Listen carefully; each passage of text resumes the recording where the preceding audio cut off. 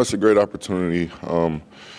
It's a lot, but it's a great opportunity. Great to be selected by Coach Stoops for this. Great to be here with my two other teammates, Deryk Jackson and Marques Cox. It's just a great opportunity, and I'm trying to make the best out of it. This time of year, we're out here talking about expectations and big picture things, but you've been very adamant all offseason that you're being process focused. So what does that look like for you on a day-to-day basis to get ready for this season?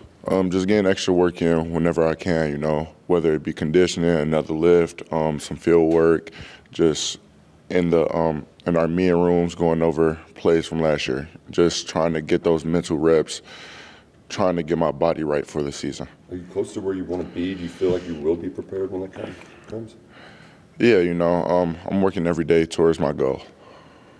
Yeah, and there's so much preseason talk about you, all conference teams, this and that. And I know right now it's just talk, but do you carry that weight, those expectations? I wouldn't say that, no. I don't really look at all of that, especially the preseason stuff. I might take a look or two for the postseason, but preseason I really don't care about. I'm just focused on my team and focused on week one. So you've already run the gauntlet on Radio Row, and you've got more ahead of you as we speak. But what's your message about Kentucky football this year? We're an experienced group. We got a lot of guys on our defensive side of the ball. We got some great receivers, a great running back, great quarterbacks, great offensive line. So I feel like we're a real experienced team.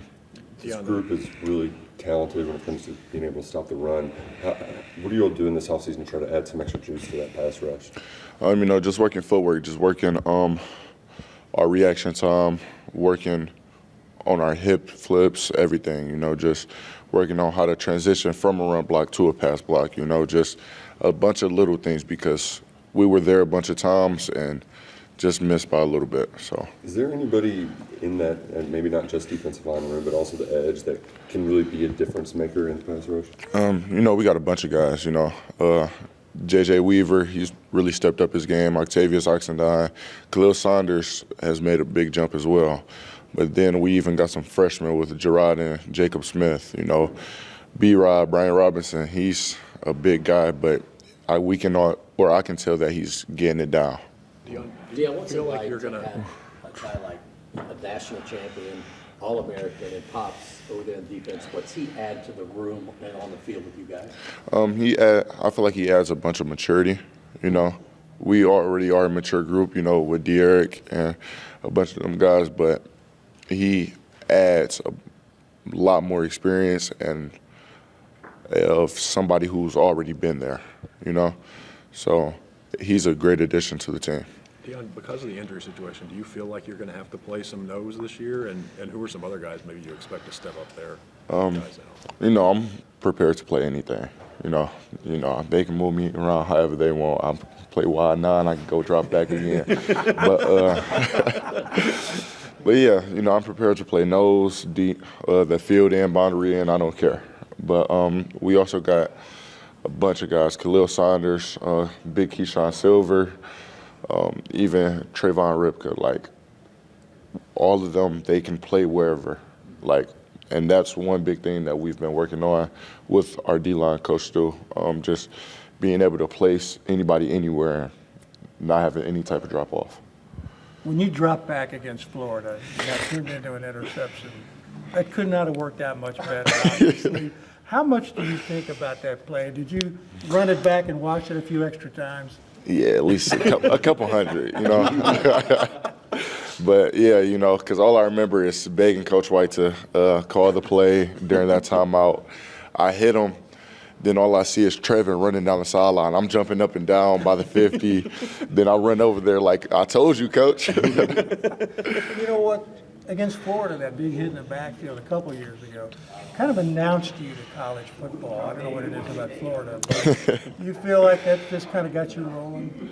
Yeah, I feel like that was really my welcome to college moment, show them that I really have a chance to be great, So I feel like that helped a lot. Deone, what's the look today with the necklace? Any special story or just a little bling to show off? No, I'm big like a bear. The the crown is really for my mom. I also got a crown tattooed on my forearm. What does that mean for your mom? She always used to call me King.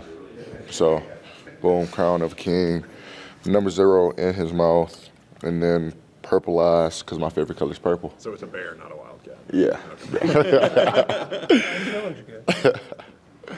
Coach said that you were chosen for this role because of your work ethic and your willingness to be a leader. I assume you embrace all of that pretty heartily, don't you?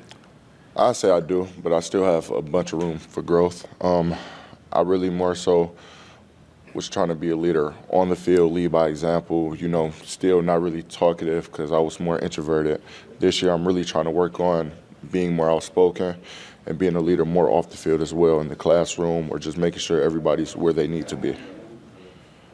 Great. Thank you so much. Thank you, good job. No problem. They don't tell you about Deryk, over the years, we've had to talk so much about you coming out of your shell and talking more and being more vocal. Being at an event like this, what's that like for you, taking on that kind of role? Just been at this event, really a dream come true. I used to watch it when I was growing up. And just coming out my shell, I got that from my old coach, Summerall. He's made me, y'all know the story, made me walk down the hallway talking to everybody. So I love it. So could you have imagined as a freshman being the guy who comes in and speaks to a team like this? Nah, not as a freshman. I only think I'll be able to do it. I've been stuttering and doing all kinds of stuff.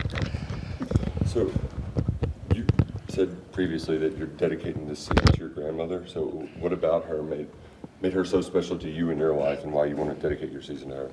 Cause I grew up, basically she kind of raised me, and just being with her all the time, just seeing how she fought through a lot of adversity through her whole life, through sickness and stuff, and always her teaching me to keep God first. And that's one thing, main thing that I always keep with me, keeping God first, and just keeping her in my mind every snap this year, every workout, every rep, just keeping her in my mind. You faced plenty of that when you tore your Achilles. How challenging was that, and is that something that you have to keep in your mind to continue pushing forward? Honestly, I don't think it was a challenge for me. It was just more of a mindset switch. Just switch my mindset of like, okay, I got to work through this, get through this, and just going back on my grandma. I seen her go through a lot of stuff. So I'm like, when I talked to her, she was like, you know what you got to do, and I prayed and got back right. Coach Summerall would tell a story about how you camped for an offer. Was it true you actually camped out in a car on the trip up? Is that right? Yeah, me and my dad had drove up in the middle of that night, and I came to camp. We slept in the car and came out, did good at camp, gave me my offer, and I took it and ran with it. It worked out fairly well. You led the team the last couple of years in tackles. I got to think that you want to be more of a leader on the field as well, especially with Trevin gone, your running mate. Just on Trevin, that's my boy. We was just playing the game last night. I was just testing him, but yeah, just being a better leader, just helping everybody. I feel like I was a good leader last year. Y'all just didn't see it, but I feel like, yeah, just being a better leader, yeah. Has it been weird not having Trevin, and how's it like learning to play alongside a new guy? I don't think it haven't been weird because we talk to each other every day still to this day, but just playing beside like different players, I mean, it's different in that aspect, but I think it's been good, just been good. That's kind of like helping me out in my leadership, helping me grow as a leader too. Is it one of those things where you kind of got to get reps to know where they're going to be, or it's your job, you do your job and they'll do theirs? I think it's more of everybody just do their job and we'll be straight. How excited are you, and how different is it coming into the season this year with no injuries, 100% healthy? I think it was very exciting. I think it was one of my first years just coming in, just healthy and ready to go, win some games. What can you tell the fans about Pops and how he's going to add to the back seven? I think he bring a winning mentality. Like, we be in practice sometimes, he'd be like, they call me DJ, he'll be like, DJ, you seen this, and I'd be like, yeah. Like, we see stuff certain ways, but he said a different way, and just bringing just the mentality that he bring, winning culture and all that. Georgia peanuts or Georgia peaches? Peaches, for sure, peaches. Last season, Kentucky defense had its best performance against the run in Mark Stoops' tenure. Did you put some of that on ice for this season? Are you able to best that from last year? Is that a goal that you guys have been talking about collectively of just continuing to improve on that rush defense? Yeah, we just improve on every aspect of our defense. I think the rush defense was a strong one. We just got to keep working and building on that and keep working on it. What about a defense that when you build, you start with a guy like Deone? I mean, that's a huge plus, literally, isn't it? Yes, it is a huge plus. Just seeing that guy in front of me every play, I be like, oh, yeah, I know he gonna make the play. So I need to get there before he get there, because he gonna get there.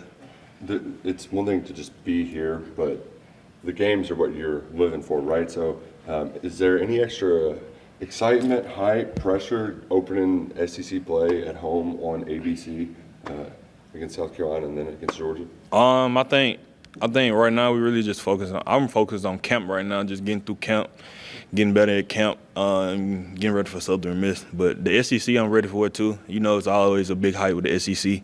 I think it's the best conference in the world. So. Can you talk a little bit about your defensive line and how much they help you, especially when you have Deone, Trev, some of those big monsters who are taking up all the blockers and giving you those alleyways to run through? I think they should get all the credit for everything that go through as our defense, because without them, we would be nothing if we didn't have no good D linemen. But so I think they get all the credit from me. I hope y'all watching. Alex Safari's done a little bit of DB. He's done a little bit of linebacker. What does he have to learn to be able to play linebacker in this defense? I think for Alex, this is his first year coming to inside linebacker. I think it's more just getting his eyes right. Once he get his eyes right, he's gonna be that next guy up. During spring practice and what you saw on tape, what did you see from the other corners across the field from Max and in the slot, especially Jansen Dunn and then adding DJ Waller? I think all of them work real hard just to get coach trust, to get them to play. They already got my trust, so. But I think they'll be good. I think we're gonna be all right. Last one, guys, then we're gonna get Marques. What are some of your personal goals going into this season, Deryk? Personal goals. I feel like me coming to this season, I feel like all the accolades and all that'll come. Me is basically just really worrying about us winning, just winning more games and try to win every game. But it's more of that and kind of just showing that people be saying that I can't run. I don't know why, but just show that I can run a little bit. No, at least you know. At least you know. So many beautiful people. It's a heck of a choice. Yeah, man. I love my favorite shade is black. So like it was no brainer about the suit. So I don't got no black suit yet. So this is a perfect opportunity to get one. How excited are you to be here, and what do you want to share about the offensive line? A proud position group at Kentucky, but one that is still trying to get back to that standard. Yeah, it's an honor to be here. This is my first time doing a media day, so it's a new experience for me. And as far as the offensive line, we come in with expectations to do great things this year. We got a lot of experience with me and Eli coming back, and then Gerald coming in. Jagger also returning, and then Dylan played a lot last year. So we got a lot of experience and a lot of expectation from Coach Stoops to be really good this season. Brock Vandegrift adds a running element to that offense. How much does it change anything for you all at all with a guy that can move around back there, quarterback? The only thing that changes is like sometimes you want him to hand the ball off instead of pulling it, and then vice versa.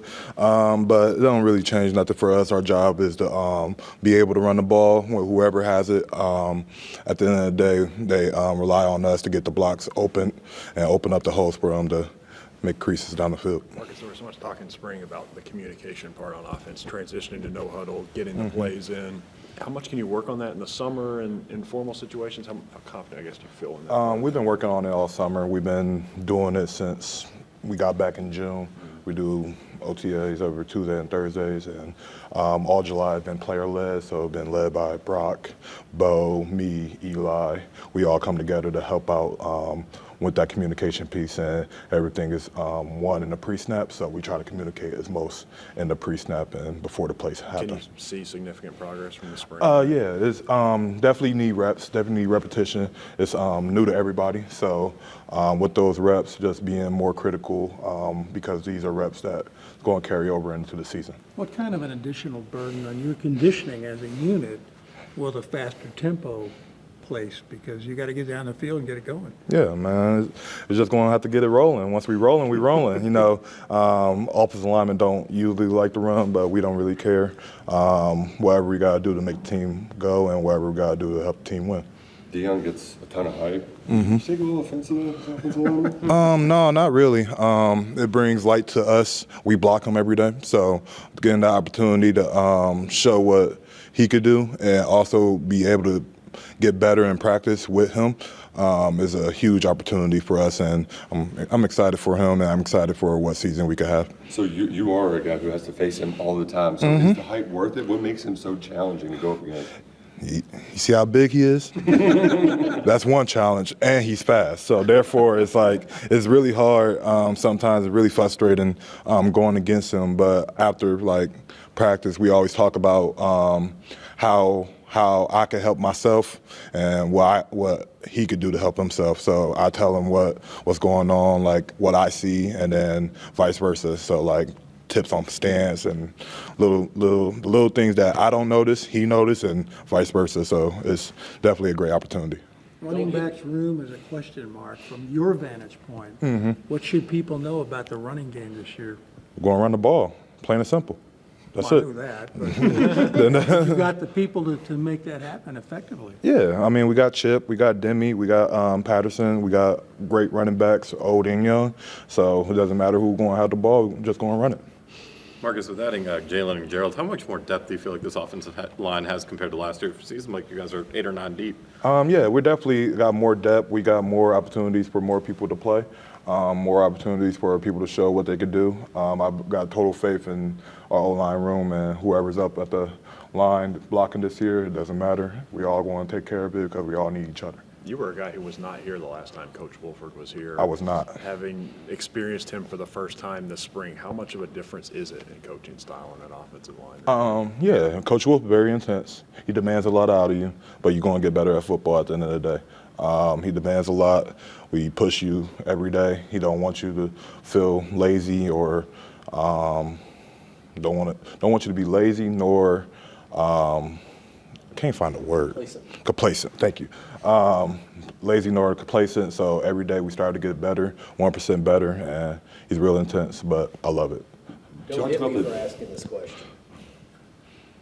UK football was built on what they call the Big Blue Wall. A couple years ago, the Big Blue Wall was a sieve. Okay. It got better last year. How Okay. much is on you guys on that offensive line to bring that wall back? Because this team doesn't win unless you guys can run the football, period. Yes, sir.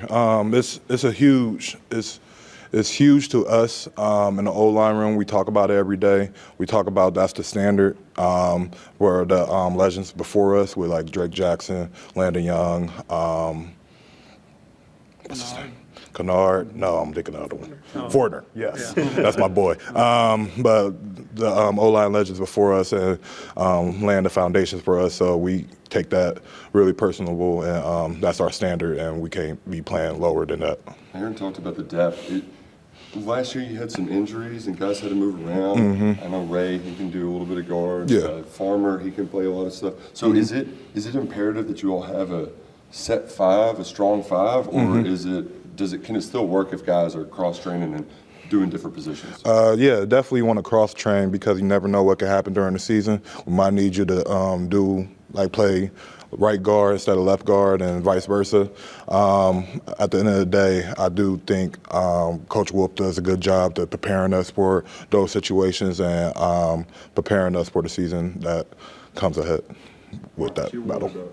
You're one of the most experienced college football players, one of the most experienced offensive linemen Yep. in the SEC. Right. What's on slate for you this season? What are some of the goals that you've talked about with Coach Wolford this offseason and also the strength staff to get ready for this year? Yeah, one of my biggest things was flexibility in my lower half. With battling some injuries in my career, I wasn't really able to work on my lower half, but this offseason has been one of my key points. Also my flexibility. I've been doing Pilates for the past 3 weeks, so something to keep on continuing to do throughout the season and this summer in training camp. Is Pilates hard? Is it hard? I don't want to talk about it. But no, it's definitely challenging. It helps you find all your little muscles and the little muscles that you don't use often.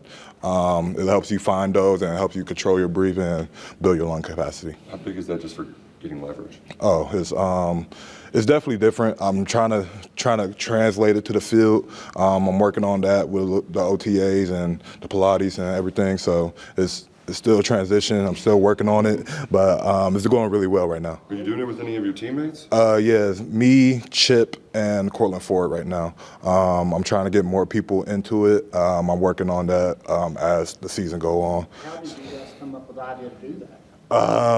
I'm real stiff, and like for myself, I needed a place to go and actually get stuff done and stretch and have somebody that's like watching over me and teaching me different things and teaching me different methods. So I just did a lot of research and looked into it and reached out to a couple studios in Lexington, and honestly, they got me in. So Yoga next? Huh? Is yoga next? I like. Downward dog I'm about for to you? say I like Pilates a little bit more. I try yoga. It's too quiet for me. At least with the Pilates, you can hear the machines and little stuff like that. But yoga a little bit too quiet for me, and sometimes it get a little bit too hot. So it's not my cup of tea. Did any of the guys bust you up for doing a housewives workout? No, I mean. They can't do it, so it's challenging, man. It's not easy. It's not for the weak. I found out different parts of my body is weaker than you would think, but I'll be squatting 400 pounds and moving weight, and moving people. So you like, how can this little exercise be that determine how strong I am? But it's definitely challenging. It's definitely new, so it's definitely fun too. So. What's it like for you being a starting left tackle in the SEC, going up against some of the best pass rushers in all of college football, week in and week out? It's a blessed opportunity. I don't take nothing for granted. I love every opportunity I get to play these amazing players and amazing pass rushers and amazing defenses in our league, and I love the opportunity. I just can't wait for another opportunity to play against them. Did you mention Cortland Ford? Mm-hmm. What is he doing? Because he's on the other side, which he never played before until last year. Right. Do you see improvement in him? See him getting better? Yeah, he's definitely getting better. He's moving really well right now. He's doing everything he needs to do. At the end of the day, he keep on improving. He's going to be really great for us.